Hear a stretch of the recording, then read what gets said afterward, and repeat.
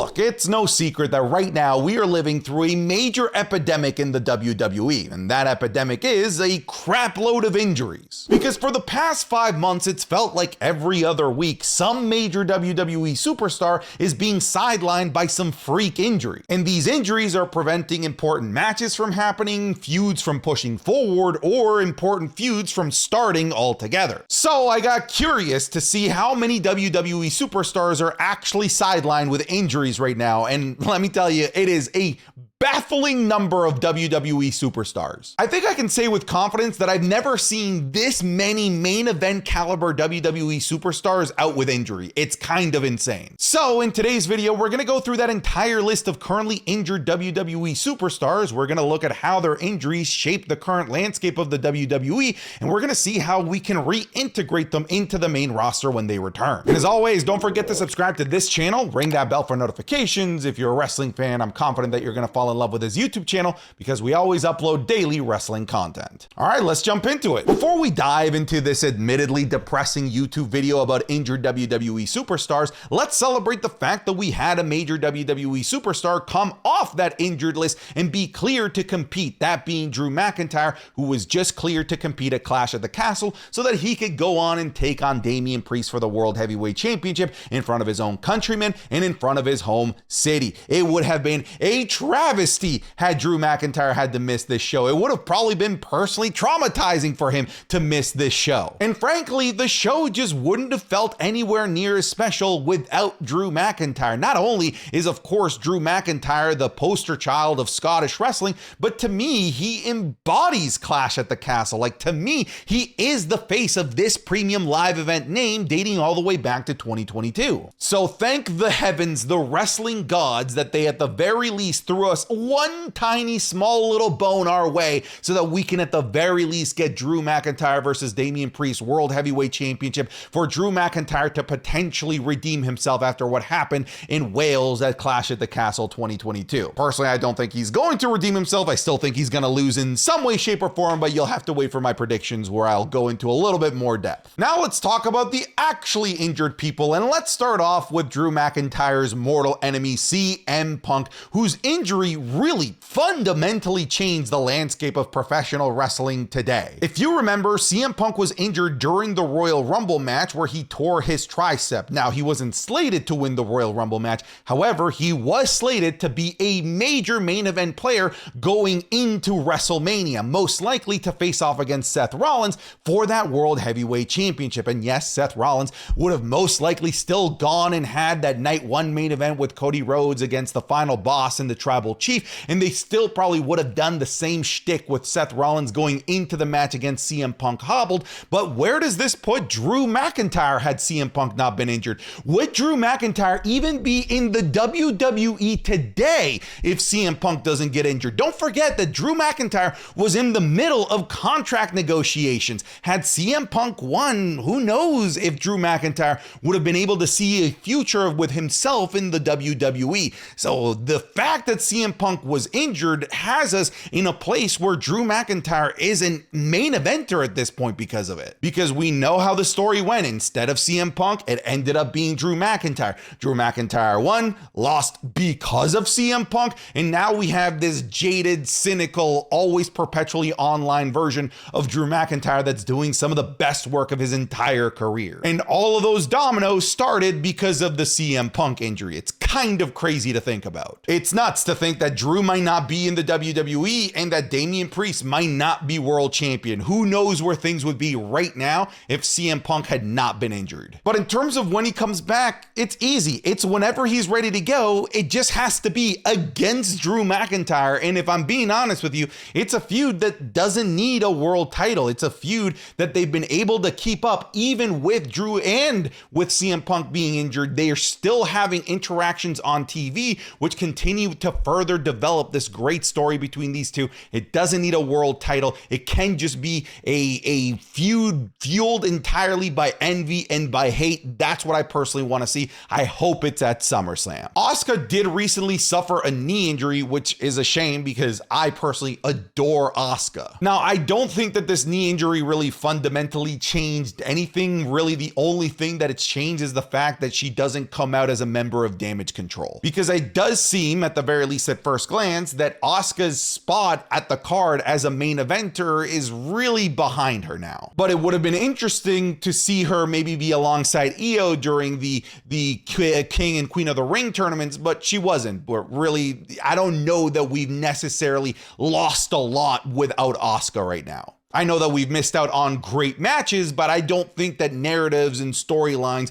were being planned to really revolve around her specifically. So I don't think that anything much changes without her or her being there. Still, I hope she comes back soon because I desperately believe that Kairi Sane needs Asuka to return. Kairi just sort of feels like she's there without Asuka. She's just sort of floating and existing. I obviously never root for people to get injured, but I barely recognize that Cruz del Toro was out with injury. He did show on Instagram that he did have surgery on an arm. He had a cast, but that's about the extent of what we've learned. We do have a thing going on with LWO and Judgment Day, but I don't know how much Cruz del Toro would have really contributed aside from some cool spots during multi-man matches. Obviously, I wish him a speedy recovery. The Dominic Mysterio injury to his arm, shoulder, whatever it might be, he's got that arm in the sling. They've never really gone into depth as to like what part of his body, his upper body, is actually injured. However, he is still appearing on TV every single week.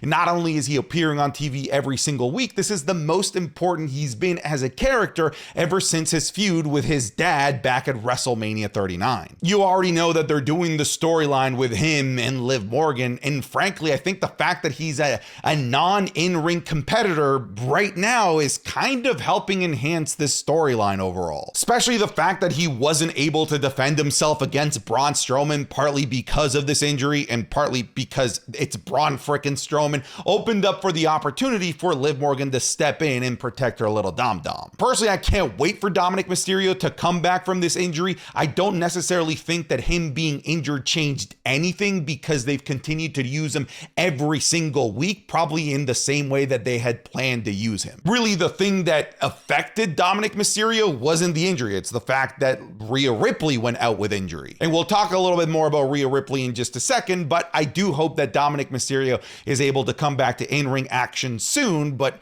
frankly, what they're doing with him is already brilliant to the point where I just don't think they need to rush him in any capacity. We know about Seth Rollins' history of knee problems, and it resurfaced again during his match with Jinder Mahal earlier this year, an injury that really put into jeopardy everything that was going to happen going into WrestleMania. It put in jeopardy his match, of course, against The Rock and Roman Reigns. It put in jeopardy his match against Drew McIntyre. It put the entire road to WrestleMania into jeopardy. However, Seth Rollins was a trooper. He decided to do rehab, and he was able to be cleared to have both matches at WrestleMania. But shortly after the WrestleMania matches, he went and had surgery to repair his knee. Surgery that I'm sure was long awaited, and surgery that I'm sure will keep him sidelined for quite a while. On top of that, both him and Becky Lynch have been quite vocal about wanting to spend time with their kid. Becky Lynch has just kind of semi-retired according to on-screen storytelling.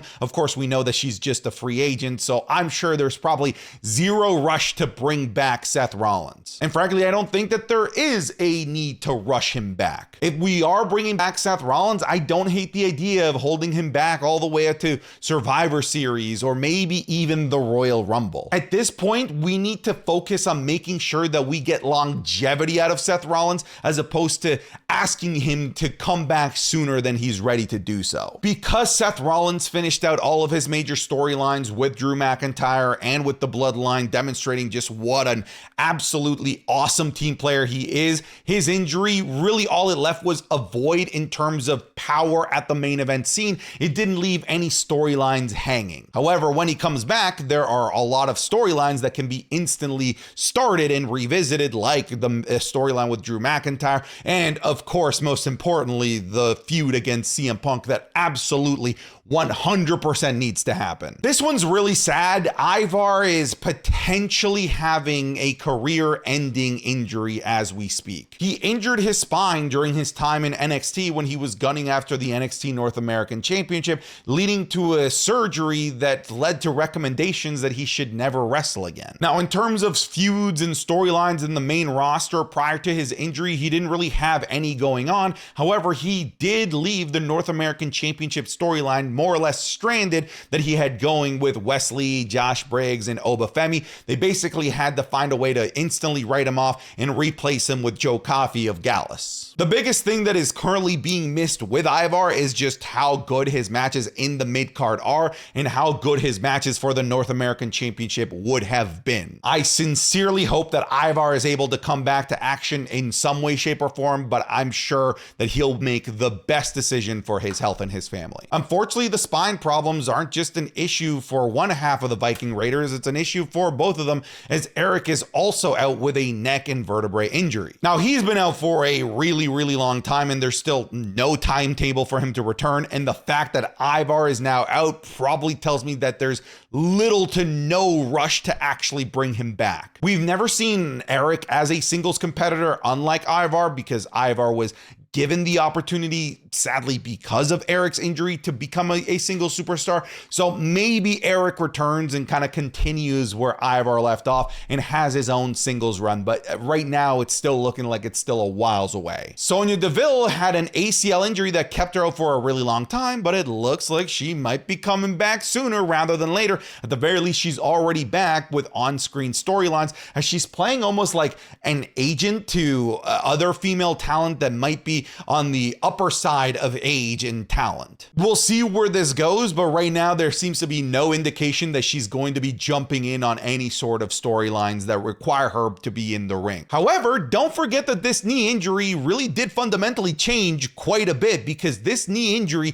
forced Chelsea Green to be by herself as tag champs, which opened up Piper Niven to jump in and declare herself as a tag champ. And now Piper Niven and Chelsea Green became a tag team that lasted enough time where now even though they're not tag team champions, they're still together, they're working magic together, to the point where now they're feuding with the WWE Women's Champions. So it's possible that if this injury doesn't happen, we don't get a Piper Niven that was built to be a monster ready for a Clash at the Castle. I'm just trying to find silver linings in obviously a shitty situation with her injury that kept her out for so freaking long. There's Zelina Vega, who has also been appearing on TV. They never really disclosed what her injury was. She might not even be injured anymore. Her injury was just one that kept her off of the King and Queen of the Ring tournament. If you remember, she was scheduled to have a match at Queen of the Ring, but it was removed ultimately last minute because of an injury that they never really disclosed. But it looks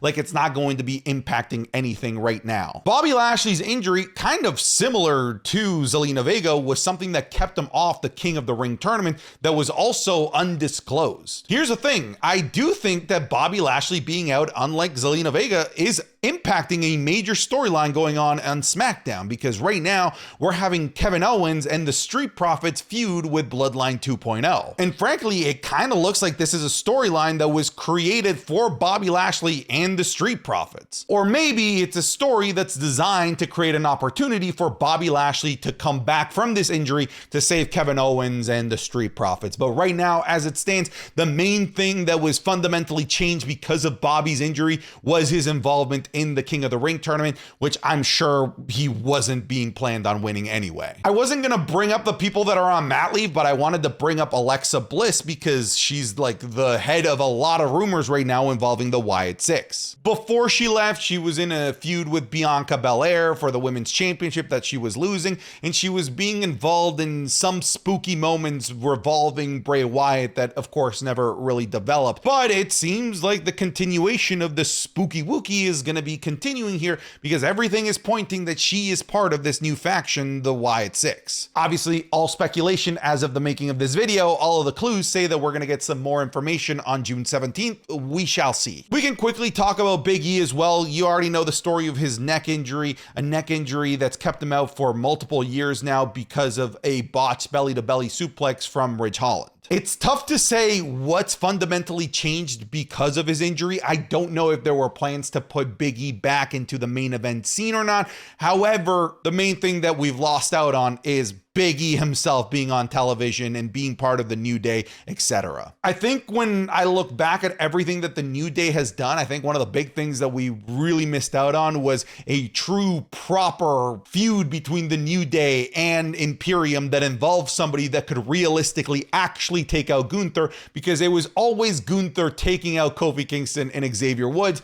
Had they had Big E there, I feel like the numbers game and of course the presence of Big E would have shifted everything in favor of the New Day there. He says that he's feeling better than he's ever felt before, but it doesn't seem like he's ever going to be returning to wrestling, sadly. This is all speculation, but I do believe that Charlotte Flair's injury changed a tremendous amount of things in the women's division, fundamentally changing what they're doing with Bianca Belair right now, because I do think that they were creating a feud for Bianca Belair to face off against Charlotte Flair at WrestleMania. That would have been the big money match for Friday Night SmackDown. Whether it was for the title or not, I would put my money on it being for the title, because more often than not, if it involves Charlotte and Bianca, it usually involves the world title. So it's possible that if Charlotte doesn't get injured, that we don't have Bayley go on the run that she did, become women's champion and be a dominant champion as she is today. Because the WWE, let's face it, has a bit of an addiction in terms of giving Charlotte Flair championship victories. Don't be surprised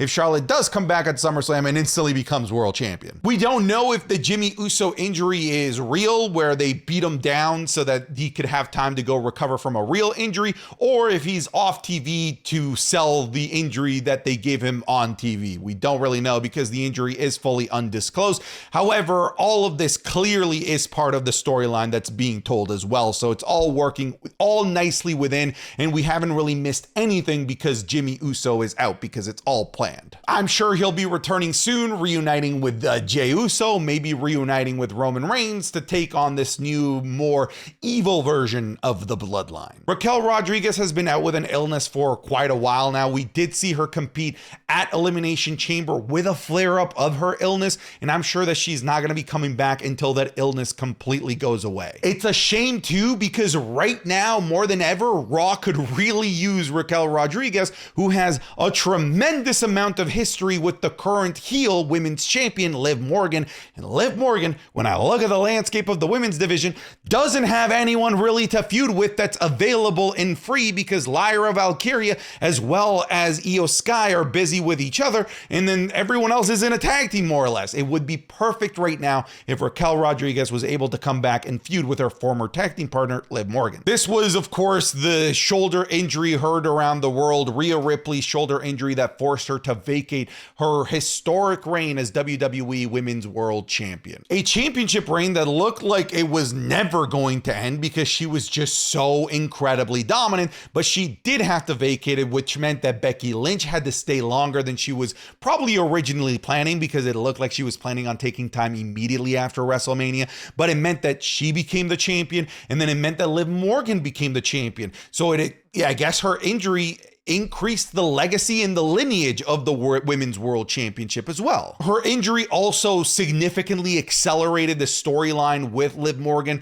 This injury has also kept her off screen, which has forced the WWE to get creative with members of Judgment Day, which has likely led to this crazy, interesting story between Liv Morgan and Dominic Mysterio. So Rhea Ripley's injury really is impacting today's television that we're seeing on Monday Night Raw. And her injury, let's face it, leaves a giant hole at the main event scene of the women's division on Monday Night Raw. A hole that I don't know that anyone has the star power to truly be able to fill up. And then lastly, we have Shotzi, who was injured on an episode of NXT when she was competing for the NXT Women's Championship. A really just freak out of nowhere injury. In terms of what was disrupted because of her injury on the main roster, kind of similar to Ivar, nothing. She had more or less transitioned to do a full-time mini run on NXT, but that was completely thrown out the window because this injury happened so early on in her NXT run. Obviously,